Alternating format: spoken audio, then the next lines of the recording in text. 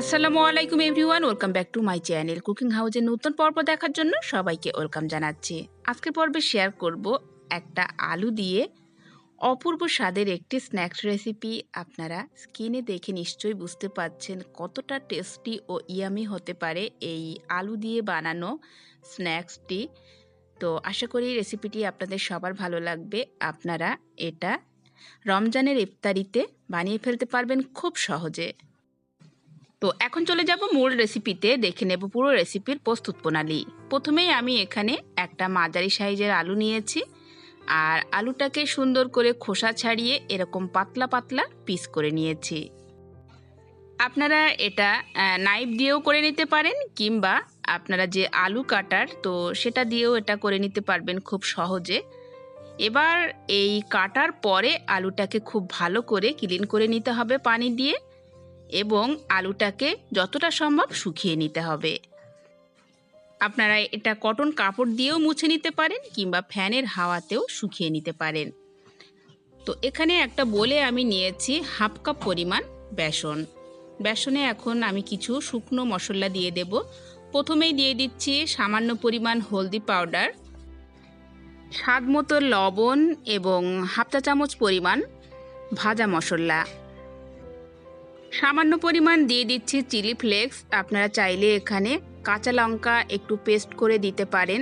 দিয়ে দিচ্ছি সামান্য পরিমাণ লঙ্কা পাউডার এবং হাফ চা চামচ পরিমাণ ধনে পাউডার, হাফ চা চামচ পরিমাণ বেকিং পাউডার। অল্প একটু আদা বাটা দিয়ে দিলাম, চাইলে আপনারা আদা পাউডার ইউজ করতে পারেন। এবং সবশেষে দিয়ে দিলাম 2 টেবিল চামচ পরিমাণ ধনেপাতা কুচি। এবার আমি পুরো মিশ্রণটাকে একটা স্পুনের সাহায্যে খুব ভালোভাবে মিশিয়ে নেব। এরপর অল্প অল্প পানি দিয়ে একটা স্মুথ ব্যাটার বানিয়ে নেব। আর এখানে ব্যাটারটা কিন্তু খুব বেশি ঘন হবে না, আবার খুব বেশি পাতলাও হবে না। তো আমি আপনাদের দেখিয়ে দিচ্ছি কতটা থিকনেস হবে ব্যাটারটার। আর ব্যাটারটাকে কিন্তু খুব ভালোভাবে ফেটিয়ে নিতে হবে। কমপক্ষে 5 থেকে 6 মিনিট কন্টিনিউ এটাকে ফেটিয়ে নিতে হবে। তো এখানে একদম পারফেক্ট ব্যাটারটা রেডি হয়ে গেছে। ঠিক এরকম ঘন বানিয়ে নিতে হবে। খুব বেশি পাতলা হবে না, আবার খুব বেশি ঘন হবে না, মিডিয়াম একটা ব্যাটার বানিয়ে নিতে হবে। অন্যদিকে আলু স্লাইসগুলোকে আমি খুব ভালোভাবে পানিটা শুকিয়ে নিয়েছি, এবং চেষ্টা করতে হবে আলু স্লাইসগুলো যতটা সম্ভব পাতলা করে কেটে নেওয়ার। তো এদিকে আমি চপগুলো ভেজে নেওয়ার জন্য একটা প্যানে তেল দিয়েছি, এবং তেলটাকে অবশ্যই খুব ভালো করে গরম করে নিতে হবে। তো এখন আমি একটা একটা আলু স্লাইস আমি ব্যাটারে ডুবিয়ে তেলে ছেড়ে দেব। তো এখানে একে একে আমি 4-5টা আলু দিয়ে দিলাম, আর একটু গ্যাপ করে দিয়েছি কারণ চপগুলো খুব ভালোভাবে ফুলবে। আর এই পর্যায়ে গ্যাসের ফ্লেম মিডিয়ামে রেখে আলুর চপগুলো ভেজে নিতে হবে।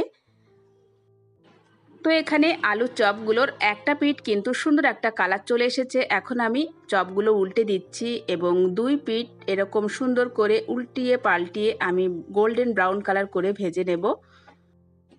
আর এখানে আপনারা একটু লক্ষ্য করলে বুঝতে পারবেন চপগুলো কিন্তু খুব সুন্দর ফুলেছে।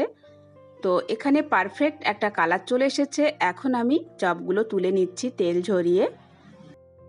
তো এটা গরম গরম খেতে অসাধারণ লাগে, গরম গরম চায়ের সাথে, কিংবা আপনারা এই রমজানে ইফতারিতে এটা খুব ঝটপট বানিয়ে ফেলতে পারবেন। আর সবচেয়ে বড় কথা হলো এই চপগুলোর যে ক্রিস্পি ভাবটা, তো এটা কমপক্ষে 3 ঘন্টা 4 ঘন্টার মতো থাকবে, কারণ আমি এখানে বেকিং পাউডার ইউজ করেছি।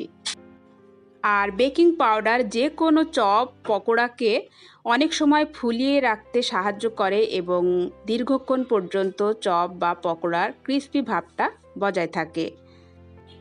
আশা করি আমার আজকের এই খুবই কম উপকরণে মুচমুচে মজাদার আলুর চপের রেসিপিটি আপনারা এই রমজানের ইফতারিতে অনেক বেশি এনজয় করবেন।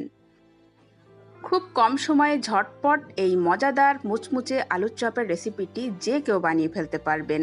আশা করি আমার আজকের রেসিপিটি আপনাদের সবার ভালো লেগেছে। তো একটা চপ আমি এখানে আপনাদের একটু দেখিয়ে দিচ্ছি এটা কতটা মুচমুচে হয়েছে, আর একটু ভেঙেও দেখিয়ে দিচ্ছি ভিতরটা কতটা টেস্টি এবং ইয়ামি হতে পারে। আপনারা দেখলেই বুঝতে পারবেন। রেসিপিটি ভালো লাগলে লাইক, শেয়ার, কমেন্টস করে চ্যানেলটি সাবস্ক্রাইব করবেন। এত সময় আমার সাথে থাকার জন্য অসংখ্য ধন্যবাদ। আজকের মতো এখানে বিদায় নিচ্ছি। ফিরে আসবো আগামী পর্বে নতুন রেসিপি নিয়ে। আল্লাহ হাফেজ।